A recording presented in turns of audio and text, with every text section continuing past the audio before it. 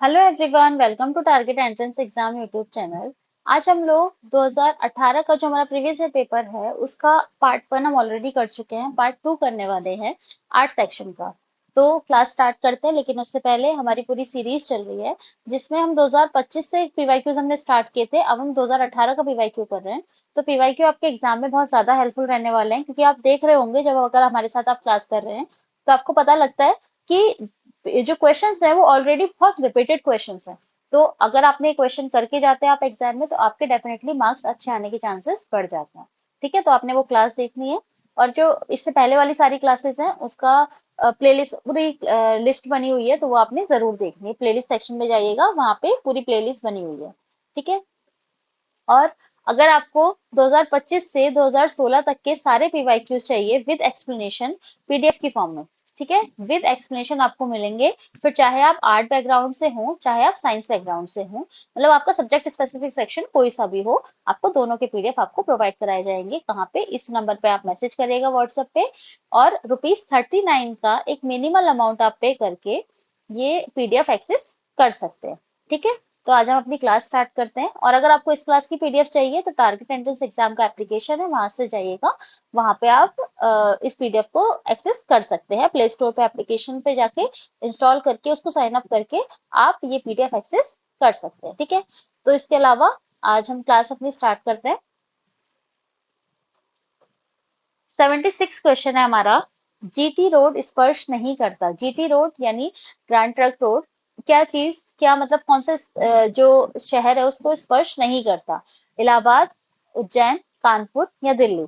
तो क्या आंसर हो जाएगा हमारा? इसका सही आंसर है ये उज्जैन से नहीं गुजरता, तो बी इसका बिल्कुल सही आंसर हो जाएगा। होता क्या है? जीटी रोड क्या है? जीटी रोड की फुल फॉर्म आती है ग्रैंड ट्रंक रोड। किसने बनवाई? शेरशाह सूरी ने बनवाई। और ये कहाँ से कहाँ तक चलती है? कलकत्ता से होकर पटना, इलाहाबाद, आगरा, दिल्ली होते हुए पाकिस्तान के पेशावर तक जाती है। ठीक है।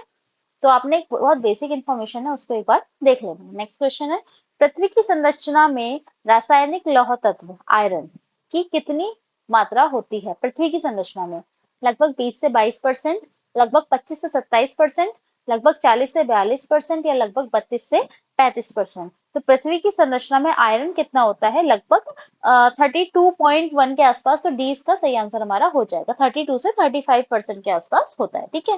नेक्स्ट क्वेश्चन, किसका मकबरा देश से बाहर है? जहांगीर, अकबर, शाहजहां, औरंगजेब? देखो ये क्वेश्चन पीवाईक्यू है, प्रीवियस ईयर पेपर में आ चुका है ये क्वेश्चन। और ये आई थिंक 2 या 3 बार रिपीट हुआ है। लेकिन उसका पूछने का तरीका क्या था? देखो पहले हमसे क्वेश्चन क्या पूछा था, अगर आपने इससे पहले हमारे साथ क्लास करी है तो आपको पता रहेगा क्या पूछा था इससे पहले क्वेश्चन, कि इनमें से किसका मकबरा भारत में नहीं है। मतलब बात वही हो गई, देश के बाहर है। और इसमें ऑप्शन बिल्कुल अलग था, उसमें था बाबर। बाबर का कहाँ पर है? काबुल में है। ठीक है। अब आपको बताना है इन ऑप्शन में से किसका मकबरा देश से बाहर है। जहांगीर, अकबर, शाहजहां, औरंगजेब? तो उसमें जो ऑप्शंस थे बस उसमें बाबर के अलावा सिर्फ एक ऑप्शन अलग था। तो अगर आपने वो क्वेश्चन देखा होगा तो आपको ये वाला क्वेश्चन आता होगा। क्या आंसर हो जाएगा इसका? जहांगीर हो जाएगा। ए सही आंसर हो जाएगा। जहांगीर का मकबरा जो है लाहौर में है। कहाँ पर है? लाहौर, पाकिस्तान। ठीक है, पाकिस्तान में। अच्छा, हमने अकबर का मकबरा ऑलरेडी हम पढ़ चुके हैं। उस क्वेश्चन में हमने पढ़ा था कहाँ पर है? सिकंदरा में है। ठीक है ना, सिकंदरा में है। शाहजहां का मकबरा कहाँ पर है? ये भी हमने पढ़ा था, ताजमहल के अंदर। ताजमहल के अंदर, आगरा में। तो सिकंदरा भी आगरा के पास ही है। ठीक है। और डी ऑप्शन हमारा क्या था? औरंगजेब। ये भी ऑप्शन भी सेम ही थे उसमें। कहाँ पर है? औरंगाबाद में। तो इसीलिए आपकी पीवाईक्यू करने बहुत जरूरी हो जाते हैं, क्योंकि क्वेश्चन एज इट इज उठ के भी आ जाता है। ठीक है। नेक्स्ट क्वेश्चन है हमारा, तख्ते ताउत किसके शासनकाल में बना था? तख्ते ताउत किसके शासनकाल में बना था? जहांगीर, अकबर, शाहजहां या औरंगजेब? तो किसके शासनकाल में? शाहजहां के शासनकाल में बना था। तो सी इसका बिल्कुल सही आंसर हो जाएगा। 80 क्वेश्चन है, भारत के वित्त मंत्री कौन है? देखो ये तो आपका वैसा क्वेश्चन हो गया जनरल नॉलेज का। तो ये ऑप्शन तो बिल्कुल ही गलत हो जाएंगे अब। ठीक है। तो क्या आंसर हो जाएगा? श्रीमती निर्मला सीतारमन। ठीक है। अभी वर्तमान में जो है वो बता रही हूँ। ठीक है, वर्तमान में कौन है? निर्मला सीतारमन। ठीक है, याद रख लेना कि वित्त मंत्री कौन है? श्रीमती निर्मला सीतारमन जी। ठीक है। 81 क्वेश्चन, ये भी रिपीटेड क्वेश्चन है हमारा। अब देख लो कितने क्वेश्चन रिपीटेड क्वेश्चन बन जा रहे हैं आपके, मतलब वही क्वेश्चन डायरेक्ट डायरेक्ट रिपीट हुए। शक संवत प्रारंभ हुआ था 78 ईस्वी, 319 ईस्वी, 57 ईसा पूर्व या 606 ईस्वी, सबको पता है, ऐसा ही आंसर हमारा हो जाएगा, ये हमने करा हुआ क्वेश्चन है। नेक्स्ट क्वेश्चन है, झंडा समिति का अध्यक्ष कौन था? झंडा समिति के कौन से अध्यक्ष कौन थे? राजेंद्र प्रसाद, जेबी कृपलानी, बी आर अम्बेडकर या जयशंकर जयप्रकाश नारायण? तो कौन है? जेबी कृपलानी जी थे। तो 20 का बिल्कुल सही आंसर हो जाएगा। बी आर अम्बेडकर संविधान की प्रारूप समिति के अध्यक्ष थे। तो ये थोड़ा सा याद रख लेना, थोड़ा कंफ्यूजिंग हो जाता है। ठीक है, नेक्स्ट क्वेश्चन है, त्रिरत्न किससे संबंधित है? जैन धर्म से, बौद्ध धर्म से, हिंदू धर्म से या पारसी धर्म से? जो त्रिरत्न है, त्रिरत्न और त्रिपिटक तीनों, दोनों के क्वेश्चन बहुत आते हैं आपके एग्जाम में। तो त्रिरत्न किससे संबंधित है? जैन धर्म से संबंधित है। ये इसका बिल्कुल सही आंसर हमारा हो जाएगा। अच्छा, त्रिरत्न है कौन कौन से, ये भी लिख लेते हैं साथ में। त्रिरत्न कौन कौन से? सम्यक दर्शन, सम्यक ज्ञान और सम्यक चरित्र या आचरण, जो आप कहना चाहें। ठीक है, और दूसरी चीज इसके साथ साथ आप देखो, साथ साथ ही देख लेते हैं, हमें बौद्ध धर्म का भी देख लेते हैं साथ में, क्योंकि दोनों क्वेश्चन कंफ्यूजिंग रहते हैं। वो है त्रिपिटक, त्रिपिटक, और ये किससे संबंधित है? बौद्ध धर्म से संबंधित है। ठीक है, कंफ्यूज मत होना, कंफ्यूज बिल्कुल मत होना। त्रिरत्न जो है वो सम्यक ज्ञान, सम्यक दर्शन और सम्यक चरित्र या आचरण किससे संबंधित है? जैन धर्म से संबंधित है। यहाँ पे लिख भी देते हैं, सॉरी एक सेकेंड।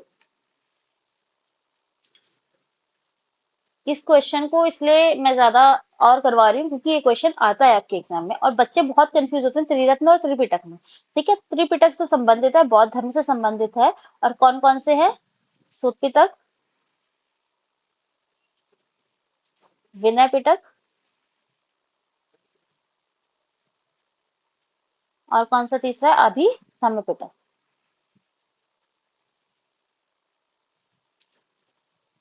ओके, तो ये क्वेश्चन आपको बहुत अच्छे से करके जाना है। जैन धर्म और बौद्ध धर्म दोनों कंफ्यूज मत होना। त्रिरत्न जैन धर्म का, त्रिपिटक बौद्ध धर्म का। ठीक है, ओके, नेक्स्ट क्वेश्चन पर बात करते हैं। नेक्स्ट क्वेश्चन है आपका, बुद्ध ने प्रवचन किस भाषा में दिए? देखो फिर से वैसे क्वेश्चन घूम के आ रहे हैं। बुद्ध ने प्रवचन किस भाषा में दिए? प्राकृत, पाली, संस्कृत या अपभ्रंश? तो कौन सी भाषा में दिए थे? पाली भाषा में दिए थे, यानी बी सही आंसर हमारा हो जाएगा। और हमने अभी पढ़ा है, एक हमने दो क्वेश्चन रिपीट पढ़े थे, सबसे ज्यादा प्रवचन का उपदेश कहाँ पे दिया और सबसे पहले कहाँ पे दिया, अच्छे से आपने पढ़ के जाना है वो क्वेश्चन। ठीक है, नेक्स्ट क्वेश्चन, कौन सी पुस्तक बौद्ध धर्म से संबंधित है? विनय पिटक, आचारांक सूत्र या मेघदूत या पंचतंत्र? तो कौन सी पुस्तक है जो बौद्ध धर्म से संबंधित है? कौन सी है? विनय पिटक, यानी ए इसका बिल्कुल सही आंसर हो जाएगा। बौद्ध धर्म से हमसे पूछा था कौन सी पुस्तक संबंधित है? विनय पिटक।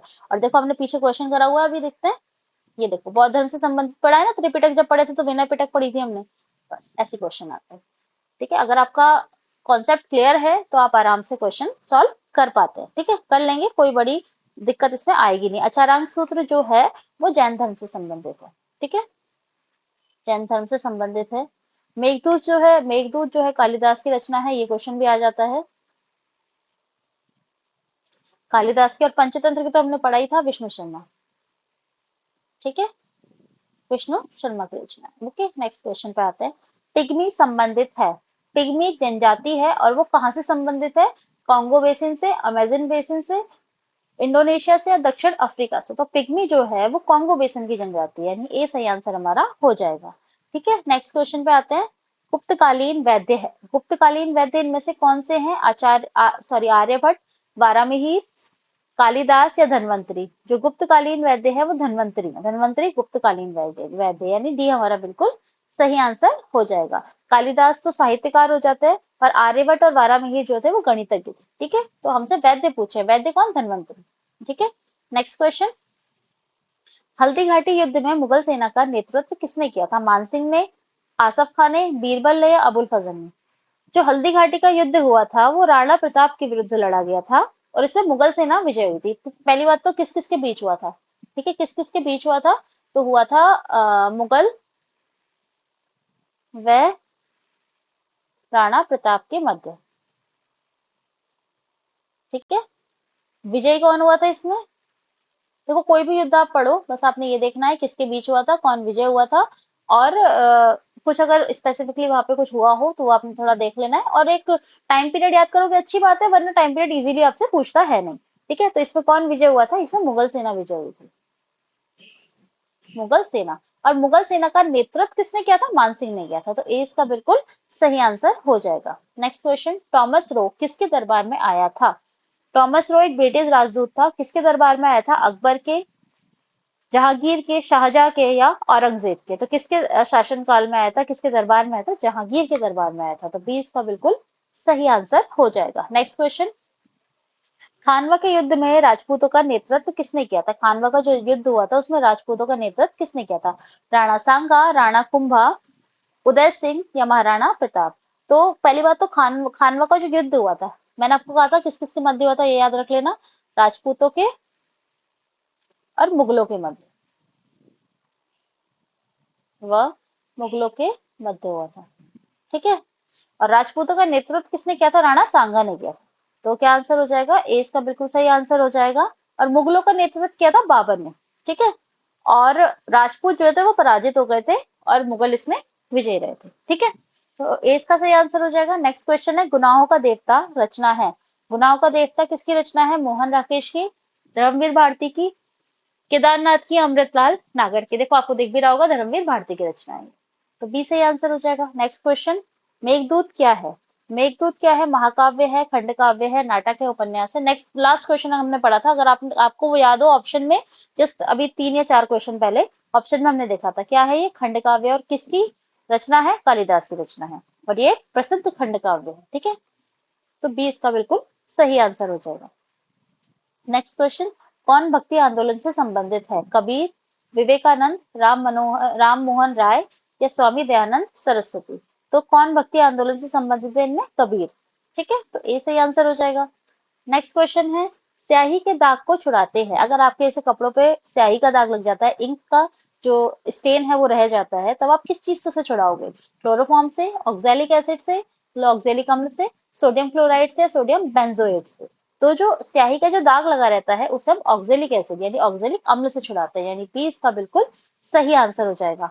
एक क्वेश्चन बहुत आता है कि खाद्य पदार्थ के संरक्षण में किसका उपयोग किया जाता है, कौन से केमिकल का उपयोग किया जाता है?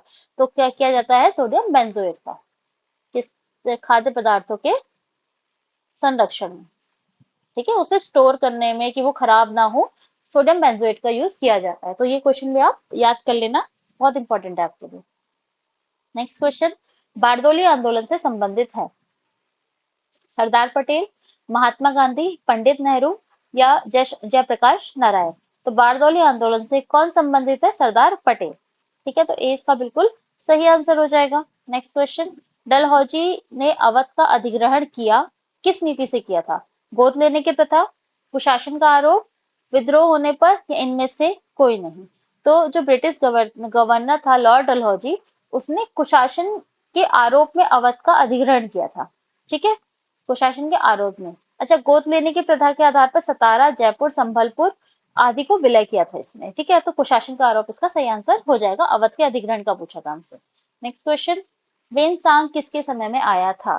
देखो ये क्वेश्चन हम ऑलरेडी करा चुके हैं, मतलब हम फायान वाला कराया था, फायान किसके समय में आया था, है ना, वो क्वेश्चन पूछा गया था। वैसे ही हेनसांग किसके टाइम पे आया था? समुद्रगुप्त, चंद्रगुप्त द्वितीय, हर्षवर्धन, या कुमारगुप्त? जब हमने फायान वाला कराया था क्वेश्चन, उसी वक्त पे बताया था कि हेनसांग का क्वेश्चन भी एक आता है, और वो किसके समय में आया था? वो आया था हर्षवर्धन के समय में। ठीक है, थोड़ा ऐसे याद रख लेना, ह से हेनसांग, ह से हर्षवर्धन, थोड़ा ऐसे ट्रिक याद हो जाएगी। और फायान आया था चंद्रगुप्त द्वितीय के समय में, ये विक्रमादित्य जिसको कहते हैं। ठीक है, नेक्स्ट क्वेश्चन, गणपति शिवाजी उत्सव का पुनर्जागरण किसने किया था? बाल गंगाधर तिलक, दादा भाई नौरोजी, सुरेंद्र नाथ बैनर्जी, या एनी बेसेंट? तो बाल गंगाधर तिलक ने किया था गणपति और शिवाजी उत्सव का पुनर्जागरण, यानी ए इसका बिल्कुल सही आंसर हो जाएगा। नेक्स्ट क्वेश्चन, नए राज्य के निर्माण का निर्णय करता है, कोई नया राज्य बनाना है तो उसके निर्माण का निर्णय कौन करता है? संसद करती है, विधानमंडल करता है, राज्यपाल करता है, या मुख्यमंत्री करता है? तो संसद करती है, तो ए सही आंसर हो जाएगा। नेक्स्ट क्वेश्चन है, पहले भारतीय जिन्हें ग्रैमी जीवन पर्यंत उपाधि प्राप्त किया, पहले भारतीय कौन थे, या कौन है, सॉरी, हाँ कौन थे जिन्होंने ग्रैमी जीवन पर्यंत उपाधि यानी Grammy life time achievement award सबसे पहले किन्हें मिला? ए आर रहमान, सत्यजीत रे, पंडित रविशंकर, अनुष्का अनुष्का शंकर। तो किन्हें मिला? पंडित रविशंकर को, यानी सी इसका बिल्कुल सही आंसर हो जाएगा। ठीक है, ओके। चलिए, आज की क्लास यहीं पे खत्म होती है। अगर आपको पीवाईक्यू की पीडीएफ चाहिए, मतलब 2015 2025 से 2016 तक जितने पीवाईक्यू आपके हुए हैं विद एक्सप्लेनेशन, पीडीएफ आपको कहाँ मिलेगी? 7409351793 इस नंबर पे व्हाट्सएप करना, और एक मिनिमल सा पेमेंट ₹39 का पे करके ये पीडीएफ एक्सेस कर सकते हैं। इसमें सारे आपको पीवाईक्यू विद एक्सप्लेनेशन आपको मिलेंगे, ताकि आप अपने एग्जाम की प्रिपरेशन बहुत अच्छे से कर सके। कल फिर मिलेंगे एक नई क्लास के साथ। तब तक के लिए थैंक यू सो मच।